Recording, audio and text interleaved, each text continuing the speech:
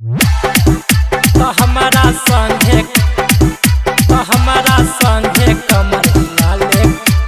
करन माना गे डीजे पे बाजे छेले में थाली गाना गे छौरी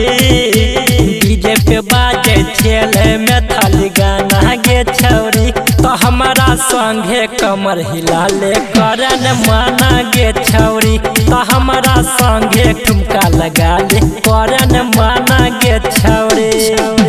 डीजे पे बाजे छेले में थाली गाना गे छौरी डीजे पे बाजे छेले में थाली गाना गे छौरी तो हमारा संगे कमर हिलाले करन माना गे छौरी तो हमारा संगे ठुमका लगा ले करन माना गे छौरी तो हमारा संगे कमर हिलाले करन माना गे छौरी करन माना गे छौरी देखैल नाचिया जुटल छे लोग गे जवानी अपन बेसी न जोग गे चमचम चमकै छो तोहार फेस गे खारा पेनी के हारा ड्रेस गे देखैल नाचिया जुटल छे लोग गे जवानी अपन बेसी न जोग गे चमचम चमकै छो तोहार फेस गे खारा पेनी के हारा ड्रेस गे मौका नया हनया बहन छेले रोजाना गे छौरी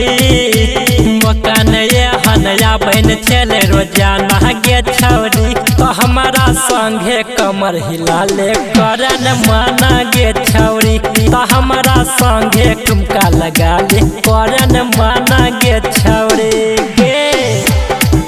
तो हमारा संगे कमर हिलाले करन माना गे छौरी करन माना गे छौरी डीजे वाला गाना बजबै के हिट गे उछल के नाचे पकड़ी के बीट गे करल छोड़ दही सबे तो लाज गे नाची के सबके देखाबे तो याद गे